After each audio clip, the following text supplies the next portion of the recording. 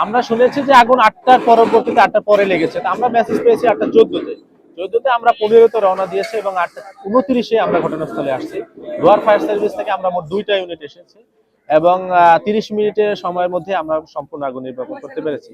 এখানে একটা দোকানই ক্ষতিগ্রস্ত হয়েছে, পাশে অন্য জায়গায় আগুন ছড়িয়ে পাশের দোকানে পড়লেও আমরা সেখানে নিয়ন্ত্রণে আনতে কোনো ক্ষয়ক্ষতি হয়নি, শুধুমাত্র একটা দোকানে। দোকানটা নিউ মডেল, এটা একটা গার্মেন্টস, রেডিমেড গার্মেন্টস এর দোকান। আর চাঁদনী মার্কেটে আপনার বেসমেন্টে, চাঁদনী মার্কেট বাগমারা মাজার নবাবগঞ্জ বেসমেন্টে এই মার্কেটটা, এবং এখানে ফায়ার সেফটির কোনো ব্যবস্থা ছিল না।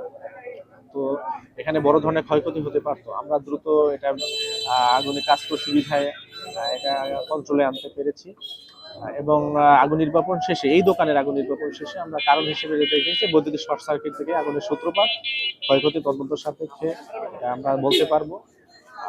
আর ফায়ার এক্সটিংগুইশার বা নির্বাপন ব্যবস্থা তেমন ছিল না বিধায় আগুন যতটুকু ছিল এটা একটা ফায়ার এক্সটিংগুইশার হলে নিয়ন্ত্রণে আনতে পারতো।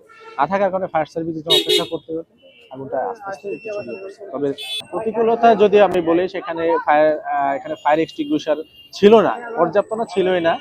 এবং বেসমেন্টে আপনার এখানে ভেন্টিলেশন সিস্টেম থাকতে হবে, প্রচুর আলো বাতাসের চলাচল রাখতে হবে। এখন দেখেন ধোঁয়া এখানে জমাট বেঁধেছে, কিন্তু ধোঁয়া বের করার কোনো কিন্তু আপনার সুযোগ নাই। সো ধোঁয়া কিন্তু অলরেডি আটকে পড়ছে এবং এই ধোঁয়া থেকেই আগুনটা বেশি ছড়িয়ে পড়ছে। তো এখানে বেসমেন্টের আগুনে আপনার ভেন্টিলেশন সিস্টেম রাখতে হবে, পাশাপাশি পর্যাপ্ত ফায়ার এক্সটিংগুইশার রাখতে হবে, এবং যে পানির উৎস, গাড়ির পানি দিয়ে আপনারা জানেন যে বড় আগুন নির্বাপন করা যায় না, পানির উৎস যেটা আছে সেখানে ফায়ার সার্ভিসে ব্যবহার উপযোগী রাখতে হবে।